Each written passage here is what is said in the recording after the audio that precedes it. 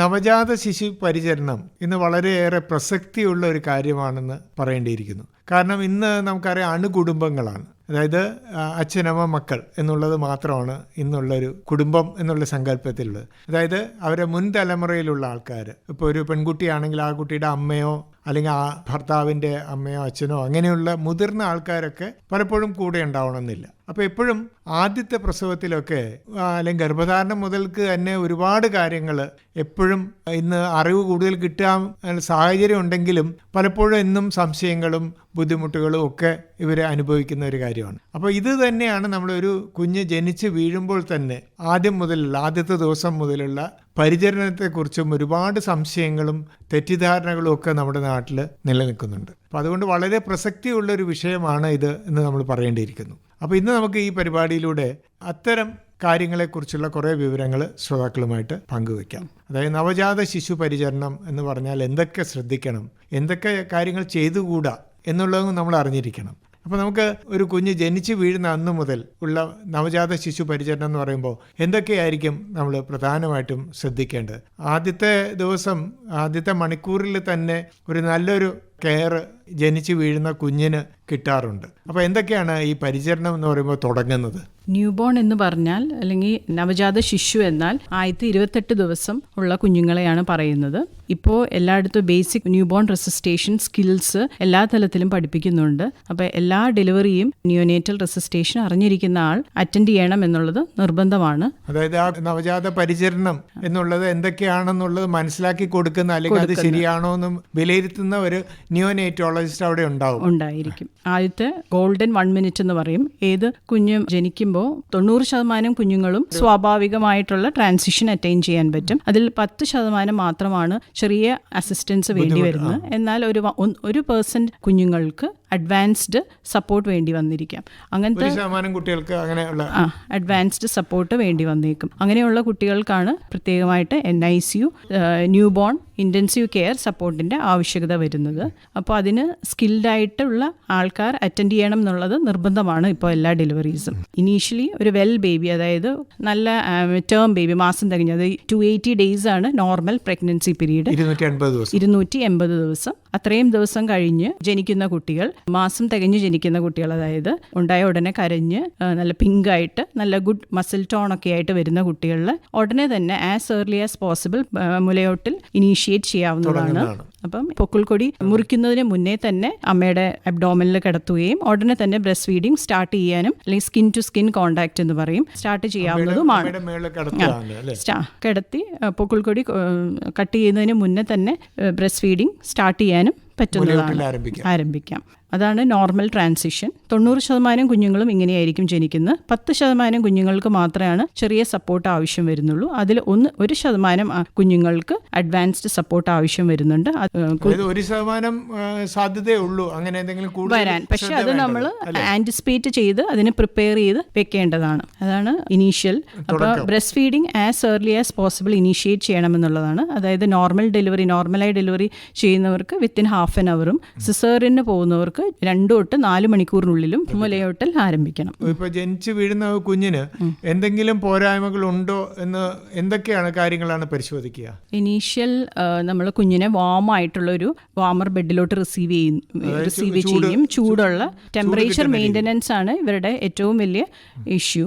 അപ്പോൾ അത് മെയിൻറ്റെയിൻ ചെയ്യുന്ന രീതിയിലുള്ള ചൂടായിട്ടുള്ള തുണി ഓൾറെഡി പ്രിപ്പയർ ചെയ്ത് വെച്ചിട്ടുണ്ടാവും, അതിലേക്ക് കവർ ചെയ്ത് റിസീവ് ചെയ്യുകയാണ് ചെയ്യുക യൂഷ്വലി. അത് കഴിഞ്ഞതിന് ശേഷം ഒരു ജനറൽ എക്സാമിനേഷൻ ചെയ്ത് വേറെ ഇഷ്യൂസ് ഒന്നും ഇല്ല എന്ന് ഉറപ്പ് വരുത്തിയിട്ട് അമ്മയുടെ കയ്യിൽ തിരികെ കൊടുക്കുകയും ബ്രസ്റ്റ് ഫീഡിങ് കണ്ടിന്യൂ ചെയ്യുകയാണ് ചെയ്യുന്നത്. ഈ പരിശോധനയിൽ എന്തൊക്കെ കാര്യങ്ങളാണ് നോക്കുക? നമ്മൾ കുഞ്ഞിന്റെ എല്ലാ അവയവങ്ങളും ഉണ്ടോ, എന്തെങ്കിലും കൺജനൈറ്റൽ ഇഷ്യൂസ്, ജന്മനാ ഉള്ള വൈകല്യങ്ങൾ എന്തെങ്കിലും ഉണ്ടോ എന്ന് ഇനീഷ്യൽ എക്സാമിനേഷനിൽ നമ്മൾ നോക്കും, ആദ്യ പരിശോധനയിൽ. പിന്നെ ടെമ്പറേച്ചർ മെയിൻറ്റെയിൻ ചെയ്യണ്ടോ എന്ന് നോക്കും, ഓക്സിജൻ ലെവൽ കറക്റ്റായി വരുന്നുണ്ടോ. ഇത് നോക്കിയതിന് ശേഷം കുട്ടി ആക്റ്റീവ് ആണെങ്കിൽ ഉടനെ തന്നെ അമ്മയുടെ കയ്യിൽ കൊടുക്കുകയും ഫീഡിങ് കണ്ടിന്യൂ ചെയ്യുകയാണ് ചെയ്യുന്നത്. ഇപ്പൊ ഡോക്ടർ, ഇത് സ്വാഭാവിക പ്രസവവും അതുപോലെ തന്നെ സിസേറിയൻ പ്രസവം ഇത് തമ്മിൽ ഒരു വലിയ വ്യത്യാസം ഉണ്ടല്ലോ. ഇപ്പൊ ഡോക്ടർ തന്നെ പറഞ്ഞു, ആദ്യം മുലയൂട്ടല് സ്വാഭാവിക പ്രസവമാണെങ്കിൽ അരമണിക്കൂർ ഉള്ളിൽ കുഞ്ഞിന് മുലയൂട്ടാം. മറ്റേതാകുമ്പോൾ ചിലപ്പോൾ 2-3 മണിക്കൂർ എടുക്കും. എന്നാൽ അതിനുശേഷമാണ് അമ്മയും കുഞ്ഞും തമ്മിലുള്ള ഒരു കോണ്ടാക്റ്റും ഒക്കെ വരുന്നതും ഒക്കെ. അതായത് അമ്മയുടെ പരിചരണം അവിടെ ഒരു പ്രാധാന്യം കൂടുതൽ കിട്ടും അല്ലേ. അപ്പൊ അങ്ങനെ വരുമ്പോ അവിടെയും സിസേറിയൻ എന്ന് പറയുന്ന ഒരു ഇത് പറഞ്ഞാൽ ചിലപ്പോൾ മാസം തികയാതെ അമ്മയ്ക്ക് വേണ്ടിയിട്ടായിരിക്കാം. അമ്മയുടെ കോസസ് കൊണ്ട് ചിലപ്പോൾ അമ്മയ്ക്ക് BP കൂടുന്നോ, അല്ലെങ്കിൽ അൺകൺട്രോൾഡ് ഷുഗർ കൊണ്ടോ, അല്ലെങ്കിൽ ബ്ലഡ് സപ്ലൈയിൽ എന്തെങ്കിലും ഇഷ്യൂ കൊണ്ടോ, അല്ലെങ്കിൽ പെട്ടെന്നുള്ള ബ്ലീഡിംഗ് കൊണ്ടോ ഒക്കെ ആയിരിക്കാം പെട്ടെന്നുള്ള സിസേറിയൻ. ഇല്ലാതെ കുഞ്ഞിന്റെ അനക്കക്കുറവോ കുഞ്ഞിന്റെ ഹാർട്ട് റേറ്റ് കുറവോ മറ്റോ ഉണ്ടെങ്കിലും പെട്ടെന്ന് സിസേറിയൻ ചെയ്തെടുക്കും. ഇല്ലെങ്കിൽ ഇലക്റ്റീവ് പ്ലാൻ ചെയ്യുന്ന സിസേറിയൻ ചിലപ്പോൾ കുഞ്ഞ് തിരിഞ്ഞു വരായികയൊക്കെ ആകുമ്പോഴാണ് സിസേറിയൻ ചെയ്യുന്നത്. എന്നിരുന്നാലും നോർമൽ ട്രാൻസിഷനിൽ 90% വരുന്ന കുട്ടികളെ നമ്മൾ as early breast feeding initiate ചെയ്ത് അമ്മയുടെ കൂടെ കിടത്തും. റൂമിങ്ങിൻ അല്ലെങ്കിൽ ബെഡിങ്ങിൻ അല്ലെങ്കിൽ മദറിങ്ങിൻ അമ്മയുടെ കൂടെ ചൂട് കിട്ടാൻ വേണ്ടി 24 മണിക്കൂർ ആ രീതിയിലാണ് നമ്മൾ നോക്കുന്നത്. ഞാൻ ചോദിക്കാൻ ഉദ്ദേശിച്ചതാണ്, ഇപ്പൊ സിസേറിയൻ അങ്ങനെയൊക്കെ അല്ലെങ്കിൽ മാസം തികയാതെ പ്രസവിക്കുന്നത്, അത് അത്തരം കുഞ്ഞുങ്ങൾക്ക്, നവജാത ശിശുക്കൾക്ക് എന്തെങ്കിലും പ്രത്യേക പരിശോധനകളോ എന്തെങ്കിലും ഉണ്ടോ? പ്രത്യേകമായിട്ടില്ല. എല്ലാ കുഞ്ഞുങ്ങളിലും ചെയ്യുന്ന കാര്യങ്ങളാണ് റുട്ടീൻ കെയർ എന്ന് പറയും. ഇല്ലെങ്കിൽ ഇനീഷ്യൽ സ്റ്റെപ്സ്, കരയാതെ വരുവോ, ഹാർട്ട് റേറ്റ്, ശ്വാസം വിടാതെ വരുവോ ഒക്കെ ചെയ്യുമ്പോൾ മാത്രമാണ് വേറെ എക്സ്ട്രാ കെയർ ആവശ്യമായി വരുന്നുള്ളൂ. ആദ്യത്തെ 2-3 ദിവസത്തിനുള്ളിൽ തന്നെ നമുക്കിപ്പോ കുഞ്ഞിന്റെ ബാക്കിയുള്ള കാര്യങ്ങളും കൂടെ പരിശോധിക്കാറുണ്ട് എന്നാണ്. 36 മണിക്കൂർ അല്ലെങ്കിൽ 40 മണിക്കൂറിനുള്ളിൽ ഇപ്പോൾ വേറെ കുഴപ്പമില്ലാത്ത ബേബിയെ നമ്മൾ അമ്മയുടെ കൂടെ ഡിസ്ചാർജ് ചെയ്യുന്നതായിരിക്കും. പ്രൊവൈഡഡ് ബ്രസ്റ്റ് ഫീഡിംഗ് എല്ലാം ഇനീഷ്യേറ്റ് ചെയ്ത് ചൂട് മെയിൻറ്റെയിൻ ചെയ്യുന്നുണ്ട് എന്ന് ഉറപ്പ് വരുത്തിയിട്ട്. കൂടാതെ നമ്മൾ കേൾവി, hearing screening test, eye test, basic ആയിട്ട് കാഴ്ച, റെഡ് റിഫ്ലെക്സ് എന്ന് പറയും, പിന്നെ തൈറോയിഡിന്റെ ബേസിക് ടെസ്റ്റ്, ഇതൊക്കെ നമ്മൾ എല്ലാ കുഞ്ഞുങ്ങൾക്കും ചെയ്യുന്ന. ഓക്സിജൻ ലെവൽ, അതായത് ക്രിട്ടിക്കൽ ആയിട്ടുള്ള ഹാർട്ട് ഡിസീസ് ഒന്നുമില്ല എന്ന് ഉറപ്പുവരുത്തുന്ന ടെസ്റ്റ്. ഇങ്ങനെ 4 ബേസിക് ടെസ്റ്റ്, പിന്നെ അത് കൂടാതെ മഞ്ഞപ്പിന്റെ ബ്ലഡ് ടെസ്റ്റ്, ഇതൊക്കെയാണ് സാധാരണമായ രീതിയിൽ മുന്നേ ചെയ്യുന്നത് മാസം തികഞ്ഞ കുട്ടികൾക്ക്. മാസം തികയാതെ പ്രസവിക്കുന്ന 37 ആഴ്ച കംപ്ലീറ്റ് ചെയ്ത കുട്ടികളെല്ലാം നമ്മൾ മാസം തികഞ്ഞതായിട്ട് കണക്കാക്കുന്നത്. 37 താഴെയുള്ള കുട്ടികളെ, അതായത് 34 തൊട്ട് 36 + 6 വീക്സ് ഉള്ള കുട്ടികൾക്ക് ചെറിയ സപ്പോർട്ടുകൾ മാത്രമായിരിക്കും വേണ്ടി വരുന്നത്. 34 താഴെയുള്ള കുട്ടികളെ വെയിറ്റ് അനുസരിച്ചിട്ട് നമ്മൾ ദിവസങ്ങൾ കൂടി വന്നേക്കാം. അതുപോലെ തന്നെ അവരുടെ വേറെ എന്തെങ്കിലും കോംപ്ലിക്കേഷൻ ഉണ്ടോ ആ രീതിയിൽ നമ്മൾ ന്യൂ ബോൺ ICU സ്റ്റേ നീങ്ങിപ്പോവാം.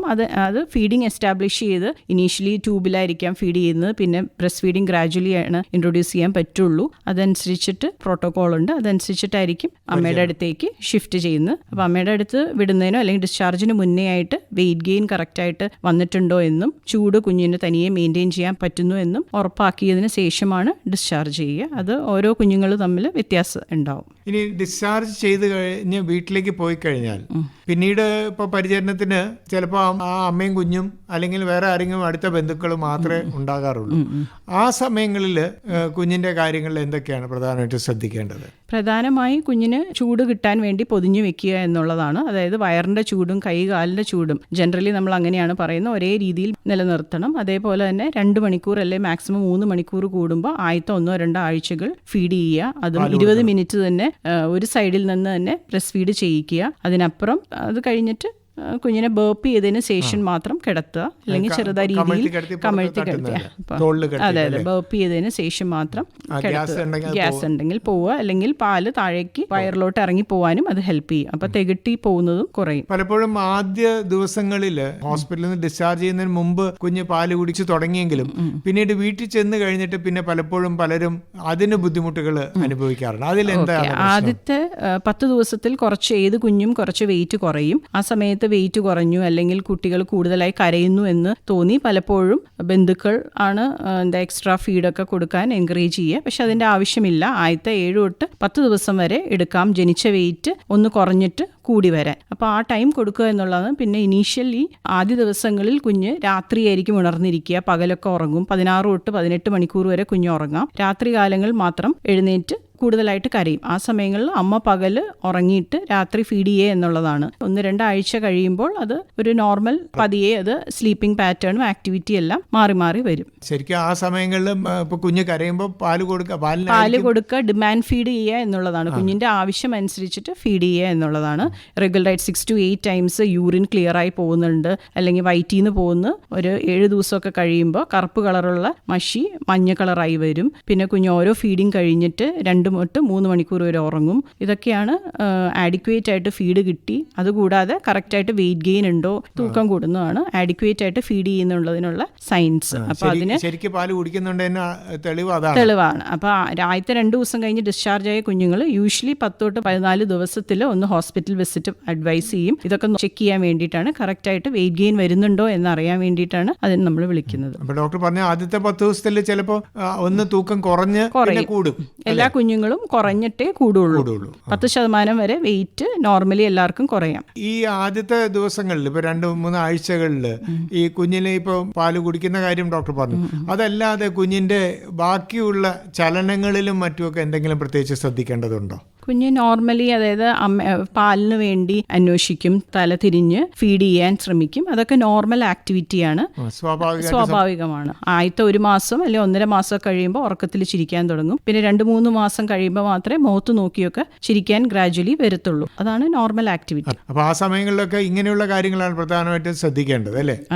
ഈ കാര്യങ്ങളൊക്കെ നടക്കുന്നുണ്ടോ എന്നുള്ളത്. മാറ്റങ്ങൾ എന്ന് പറയുമ്പോൾ പലപ്പോഴും മനസ്സിലാക്കേണ്ടത് ചിലപ്പോൾ കുഞ്ഞ് അമിതമായിട്ട് കരയുന്നു. അപ്പൊ അങ്ങനെയൊക്കെയുള്ള കുഞ്ഞുങ്ങള് നോർമൽ ഒരു വെൽ ബേബി വലിയ ആൾക്കാരിൽ നിന്ന് പല കാര്യങ്ങളിലും വ്യത്യസ്തമായിരിക്കാം. വലിയ അഡൽട്ട് ആൾക്കാരിൽ അബ്നോർമൽ ആയിട്ടുള്ള കാര്യങ്ങൾ പലതും കുഞ്ഞുങ്ങൾക്ക് നോർമലായി കാണാം. അതായത് തുമ്മല്, എക്കിള്, ചെറിയ മൂക്കടപ്പ്, രാത്രിയുള്ള കരച്ചില്, അതൊക്കെ കുഞ്ഞുങ്ങൾക്ക് നോർമൽ ആവാം. അപ്പം അതിന് വേണ്ടി ട്രീറ്റ്മെന്റ് എടുക്കുമ്പോഴാണ് ഓരോ പ്രശ്നങ്ങൾ ഉണ്ടാവുക. അപ്പൊ അതൊക്കെ നോർമലായിട്ട് ആണ് എന്ന് മനസ്സിലാക്കുകയാണ് വേണ്ടത്. അത് സ്വാഭാവികമാണ്. അതിന് വേറെ പ്രത്യേക ചികിത്സയൊന്നും നമ്മൾ കൊടുക്കണം ആവശ്യമില്ല. അപ്പൊ ഈ അമിതമായിട്ട് കരച്ചില് ചില കുട്ടികൾക്ക് ഉണ്ടാകും. അപ്പൊ അതൊക്കെ എന്തെങ്കിലും ബുദ്ധിമുട്ടുകൾ, അതായത് തീരെ കൺസോൾ ചെയ്യാൻ പറ്റാത്ത പാല് കുടിച്ചിട്ടും പാല് കൊടുത്തിട്ടും ഉറക്കാൻ പറ്റാത്തത് അല്ലെങ്കിൽ കരച്ചിൽ നിൽക്കാത്തത് എപ്പോഴായാലും ഹോസ്പിറ്റലിൽ കൊണ്ടുപോയി കാണിക്കേണ്ടതാണ്. ചിലപ്പോൾ ഒരു ചെവിയിലുള്ള വേദനയാവാം, വയറുവേദനയാവാം. അപ്പൊ അതൊക്കെ കാണിക്കേണ്ടതാണ്. നമ്മൾക്ക് നിയന്ത്രിക്കാൻ പറ്റാത്ത രീതിയിലുള്ള ഒരു ബുദ്ധിമുട്ടുണ്ടെങ്കിൽ മാത്രം. ഇനി 1 മാസമൊക്കെ സാറിന് ഡോക്ടർ പറഞ്ഞ പോലെ പീഡിയാട്രീഷ്യനെ വീണ്ടും കാണിക്കും, ശിശുരോഗ വിദഗ്ധനെ കാണിക്കാറുണ്ട്. അപ്പൊ ആ കാണിക്കുമ്പോൾ അത് കഴിഞ്ഞിട്ട് കുഞ്ഞിൽ വരുന്ന മാറ്റങ്ങൾ കൂടുതൽ ശ്രദ്ധിക്കണം. അതെന്തൊക്കെയാണ്? അതായത് യൂഷ്വലി നമ്മൾ ആദ്യത്തെ 2 ആഴ്ച കഴിഞ്ഞാൽ പിന്നെ വാക്സിനേഷൻ ടൈം, അതായത് 1.5 മാസം, 2.5 മാസം, 3.5 മാസത്തിൽ നമ്മൾ ഫോളോ അപ്പ് ചെയ്യും. ആ സമയത്ത് കുഞ്ഞിന്റെ വെയിറ്റ് ഗെയിൻ, അതേപോലെ തലയുടെ വട്ടം, വളർച്ച ഒക്കെ നമ്മൾ അടുത്ത് മോണിറ്റർ ചെയ്യും, നിരീക്ഷിക്കും. അതുപോലെ തന്നെ എന്തെങ്കിലും സംശയം ഉണ്ടെങ്കിൽ ഓക്സിജൻ ലെവലൊക്കെ പരിശോധിക്കുകയാണ്. അതുപോലെ കുഞ്ഞിന്റെ പൊതുവെയുള്ള ആക്ടിവിറ്റി എല്ലാം നമ്മൾ അടുത്ത് വാച്ച് ചെയ്യും. പിന്നെ യൂറിൻ പോകുന്നത്, വയറ്റിന്ന് പോകുന്നതിന്റെ കളറ്, ഇതെല്ലാം ഇമ്പോർട്ടന്റ് പരിശോധിക്കുന്നതാണ്. മലമൂത്ര വിസർജനം ഇത് എത്ര പ്രാവശ്യം പോവും, എങ്ങനെയാണ് എന്നുള്ളതിൽ എപ്പോഴും യൂറിൻ ഇനീഷ്യലി 1-2 ദിവസം ക്വാണ്ടിറ്റി കുറവായിരിക്കും. ആദ്യത്തെ 48 മണിക്കൂറിൽ യൂറിൻ പോയാൽ മതി കുഞ്ഞു ജനിച്ചിട്ട്. മഷി പക്ഷേ 24 മണിക്കൂറിൽ തന്നെ പോകേണ്ടതാണ്. ആദ്യമായിട്ട് വയറ്റിന്ന് പോകുന്നത്. പിന്നീട് ഫീഡിങ് കറക്റ്റ് ആകുമ്പോൾ ഒരു 6 to 8 പ്രാവശ്യം യൂറിൻ പോയിരിക്കും ക്ലിയർ ആയിട്ട്. വയറ്റിന്ന് ഫീഡിങ് കഴിഞ്ഞ ഉടനെ യെല്ലോ കളറിൽ പോകുന്നത് നോർമൽ സ്റ്റൂൾസ് ആണ്. പലപ്പോഴും അത് വയറ്റിളക്കമാണ് എന്ന് തെറ്റിദ്ധരിച്ച് ആൾക്കാർ വരാറുണ്ട്. അപ്പൊ അതിന്റെ ഇപ്പൊ കൺസിസ്റ്റൻസി നമ്മൾ പറയും അല്ലെ, വെള്ളം പോലെ ആയിരിക്കും പോവുക അല്ലെ, അത് കട്ടിയായ മല ആയിരിക്കില്ല. പാല് മാത്രം കുടിക്കുന്ന കുഞ്ഞുങ്ങളുടെ അങ്ങനെയായിരിക്കും. എന്നാൽ ഫോർമുല ഫീഡ് എടുക്കുന്ന കുട്ടികളുടെ സ്റ്റൂള് കൺസിസ്റ്റൻസി ഡിഫറെന്റ് ആയിരിക്കും, കളറും വ്യത്യാസമായിരിക്കും. അപ്പൊ അതുകൊണ്ട് മറ്റ് പാല് ഉൽപ്പന്നങ്ങളൊക്കെ കൊടുക്കുകയാണെങ്കിലാണ് വ്യത്യാസം വരുന്നത്. അതിന്റെ ആവശ്യമില്ല. ആദ്യത്തെ 6 മാസം നിർബന്ധമായിട്ടും മുലപ്പാൽ വളരെ ചെറിയ സാഹചര്യങ്ങളിൽ മാത്രമാണ് വേറെ ഫോർമുല ഫീഡൊക്കെ ആവശ്യമായി വരുന്നുള്ളൂ. ഈ അമ്മയ്ക്ക് പാലില്ല അല്ലെങ്കിൽ കുഞ്ഞിന് പാല് തികയുന്നില്ല എന്നുള്ള പലപ്പോഴും ഒരു പരാതി പോലെ പലരും പറയാറുണ്ട്. അതെങ്ങനെയാണ് മനസ്സിലാക്കുന്നത് ഒരമ്മ? അതായത് നന്നായി പാല് കുടിക്കുന്ന ഒരു കുട്ടി വെയിറ്റ് ഗെയിൻ കറക്റ്റ് ആയിട്ട് വരും. അതായത് ആദ്യത്തെ 10 ദിവസം കഴിഞ്ഞ് 30 ഗ്രാം വെച്ച് വെയിറ്റ് ഗെയിൻ വരും. ഏകദേശം ഒരു ഫസ്റ്റ് വിസിറ്റ്, അതായത് 1.5 മാസത്തിൽ വരുമ്പോൾ 1 കിലോ കൂടും, 2.5 ആകുമ്പോൾ പിന്നീട് 1 കിലോ, അങ്ങനെ 4 മാസം ആകുമ്പോൾ അമ്മയുടെ പാല് മാത്രം കുടിക്കുന്ന കുട്ടി വെയിറ്റ് ഡബിൾ ആവും. 4 മാസം ഇരട്ടിയാവും. അതുപോലെ തന്നെ യൂറിൻ ഇരട്ടിയാവും അമ്മയുടെ പാല് മാത്രം കുടിക്കുന്ന എക്സ്ക്ലൂസീവ് ബ്രസ്റ്റ് ഫീഡ് ചെയ്യുന്ന കുട്ടികൾ. പിന്നെ യൂറിൻ പോകുന്നതാണ് വേറെ ഒന്ന് adequate. 6 to 8 times urine clear ആയി പോകുന്നു. ഓരോ ഫീഡ് കഴിഞ്ഞ് കുഞ്ഞ് സമാധാനമായി കിടന്നുറങ്ങുന്നു, അടുത്ത ഫീഡിന് വേണ്ടി എഴുന്നേൽക്കുന്നു. അതൊക്കെ നോർമൽ പാറ്റേൺ ആണ്.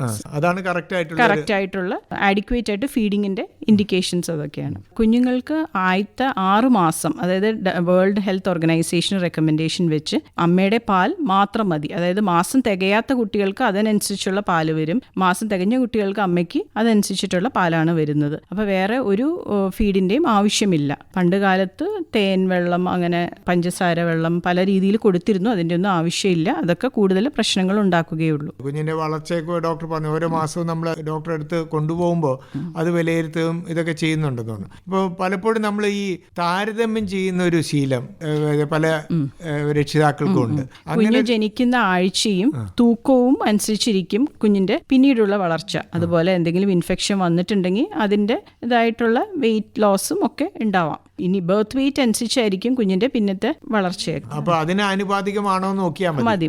അതെ, അല്ലാതെ നമ്മൾ വേറൊരു കണക്കൊന്നും വെച്ച് നോക്കേണ്ട ആവശ്യമില്ല. ഇന്ന് ഒരുപാട് വിവരങ്ങൾ ഇന്റർനെറ്റിലും മറ്റുമൊക്കെ ലഭ്യമാകുമ്പോൾ പലരും അത് വെച്ചിട്ട് സ്വന്തം കുഞ്ഞിന്റെ കാര്യങ്ങൾ വിലയിരുത്തുന്നത് അതിന്റെ ആവശ്യമില്ല. ഇനി ചെറിയ ചെറിയ അസുഖങ്ങൾ, അതായത് മൂക്കടപ്പ് അല്ലെങ്കിൽ ചെറിയൊരു ചൂടിലൊരു വ്യത്യാസം ഉണ്ടോ, ഇങ്ങനെയുള്ള ചില തോന്നലുകളും പലപ്പോഴും അമ്മമാർക്ക് ഉണ്ടാകാറുണ്ട്. അതിനെന്താണ് ചെയ്യേണ്ടത്? അത് പ്രശ്നമായിട്ട് കണക്കാക്കേണ്ടതുണ്ടോ? ഇപ്പൊ തന്നെ പ്രത്യേകിച്ച് മഴ, വെയിൽ, ഇങ്ങനെയുള്ള കാലാവസ്ഥകളൊക്കെ മാറുന്നതിനനുസരിച്ച് എപ്പോഴും എന്തെങ്കിലും ചെറിയ സംശയം ഉണ്ടെങ്കിൽ അടുത്തുള്ള ഹോസ്പിറ്റലിൽ കൊണ്ടുപോയി കാണിക്കുക എന്നുള്ളതാണ് എപ്പോഴും സേഫ് ആയിട്ടുള്ള സുരക്ഷിതമായിട്ടുള്ള കാര്യം. അതാണ്. അതായത് ചൂടുണ്ടോ, എപ്പോഴും കുഞ്ഞുങ്ങൾക്ക് ചെറിയ പനിയോ അല്ലെങ്കിൽ ചൂട് താന്നു പോവുകയാണ് പലപ്പോഴും ഉണ്ടാവുക. അപ്പോൾ അത് നമുക്ക് കറക്റ്റായിട്ട് കാര്യങ്ങൾ മനസ്സിലാക്കാൻ പറ്റണമെന്നില്ല. അതിനാൽ എപ്പോഴും ഒരു ഹോസ്പിറ്റലിൽ പോയി അടുത്തുള്ള പീഡിയാട്രീഷ്യനെ കാണിക്കുക തന്നെയാണ് ഏറ്റവും സേഫ് ആയിട്ടുള്ള കാര്യം. ഇപ്പോൾ കുഞ്ഞിന് ഇങ്ങനെയുള്ള എന്തെങ്കിലും പ്രയാസങ്ങൾ വരുമ്പോൾ കുഞ്ഞിന്റെ ദൈനംദിന കാര്യങ്ങളിൽ എന്തൊക്കെ മാറ്റങ്ങൾ പ്രതീക്ഷിക്കാം? ഒരു കുഞ്ഞിൽ എങ്ങനെ എന്തെങ്കിലും ബുദ്ധിമുട്ടുകൾ കുഞ്ഞ് അനുഭവിക്കുന്നുണ്ട്, ഒരു അസുഖത്തിന്റെ ലക്ഷണമാണ് എന്നെങ്ങനെയാണ് തിരിച്ചറിയുന്നത്? കുഞ്ഞ് കൂടുതലായി കിടന്നുറങ്ങുന്നു, 2 മണിക്കൂർ കറക്റ്റായി എണീറ്റ് ഫീഡ് ചെയ്യാതിരിക്കുക, ഒത്തിരി കരയുക, അബ്നോർമൽ ആയിട്ട് എന്തെങ്കിലും ഫിറ്റ്സ് പോലത്തെ ഒരു മൂവ്മെന്റ്സ് ഒക്കെയാണ്, യൂറിൻ കുറവായിട്ട് കാണുക, ഇതൊക്കെയാണ് വ്യത്യാസങ്ങൾ കാണുക യൂഷ്വലി. അനക്കങ്ങളോ അങ്ങനെയുള്ള കാര്യങ്ങളൊക്കെ എന്തെങ്കിലും ഉണ്ടോ? ഇപ്പൊ കുഞ്ഞ് കൈകാലൊക്കെ അനക്കുന്നതും അങ്ങനെയുള്ള ഇതിൽ ചലനങ്ങൾ കുറയുകയോ അങ്ങനെ എന്തെങ്കിലും ഉണ്ടോ? ചലനങ്ങൾ കുറയുകയോ അല്ലെങ്കിൽ 1.5 മാസം കഴിയുമ്പോൾ മുഖത്തേക്ക് നോക്കാതിരിക്കുക, അതൊക്കെ നമുക്ക് വിജിലൻ്റായിട്ട് നോക്കി പോകേണ്ട കാര്യങ്ങളാണ്. അതിന് വേണ്ടിയിട്ടാണ് 1.5 മാസം, 2.5 മാസം, 3.5 മാസത്തിലൊക്കെ ഡോക്ടറിന്റെ അടുത്ത് വന്ന് കണ്ടതിന് ശേഷം വാക്സിനേഷൻ എടുക്കുക എന്ന് പറയുന്നത്. കുഞ്ഞിന്റെ വസ്ത്രധാരണത്തിലും അതുപോലെ ഇപ്പൊ നമ്മൾ ഒരുപാട് ഡയപ്പർ പോലെയുള്ള വസ്തുക്കൾ ഉപയോഗിക്കുന്നു. അത് മൂത്രം ഒഴിക്കുന്നതിന്, അത് മൂത്രം കിടക്കയിലോ അല്ലെങ്കിൽ മറ്റൊന്നും ആകാതിരിക്കാൻ, ഇത്തരം കാര്യങ്ങൾ ഈ നവജാത ശിശുക്കൾ, അത് വളരെ തീരെ 6 മാസത്തിന് മുമ്പ് ഇതൊക്കെ ഉപയോഗിക്കുന്ന എത്രത്തോളം? ലൈറ്റ് ആയിട്ടുള്ള കോട്ടൺ ഡ്രസ്സസ് ഉപയോഗിക്കാവുന്നതാണ്. അതുപോലെ തന്നെ കവർ ചെയ്ത് വെക്കുക എന്നുള്ളതാണ്, ചൂട് നിലനിർത്താൻ വേണ്ടിയിട്ട്. ഇപ്പൊ സോക്സ്, മിറ്റൻസ്, ക്യാപ്പൊക്കെ ഇട്ട് കവർ ചെയ്ത് വെക്കാവുന്നതാണ്. അത്യാവശ്യ ഘട്ടത്തിൽ ഡയപ്പറൊക്കെ യൂസ് ചെയ്യുന്നതിന് കുഴപ്പമില്ല. പക്ഷെ അത് വെറ്റായി ഇരുന്ന് നനഞ്ഞിരിക്കാൻ പാടില്ല ഒത്തിരി നേരം. അതൊരു 3-4 hours കൂടുമ്പോൾ ഡയപ്പർ മാറ്റി കൊടുക്കുക. അല്ലെങ്കിൽ അത് ഇരുന്ന് ഫംഗൽ ഇൻഫെക്ഷൻസും ഒക്കെ ആവാം. യൂറിനും സ്റ്റൂളും ഒക്കെ കുറച്ച് സ്കിൻ കോണ്ടാക്ട് വെച്ചിട്ട് അണുബാധ ഉണ്ടാവാം. അത് ഉപയോഗിക്കുന്നത് അത്യാവശ്യ ഘട്ടങ്ങളിൽ ഉപയോഗിക്കാം. ഇല്ലാത്ത സാഹചര്യങ്ങൾ കഴിവതും കോട്ടൺ തുണി ഉപയോഗിക്കുക. പിന്നീട് നനയുന്നത് മാറ്റി കൊടുക്കുക എന്നുള്ളതാണ്. കുളിപ്പിക്കുന്ന കാര്യത്തിൽ അങ്ങനെയുള്ളതിൽ എന്തൊക്കെയാണ് ശ്രദ്ധിക്കേണ്ടത് പ്രധാനമായിട്ടും?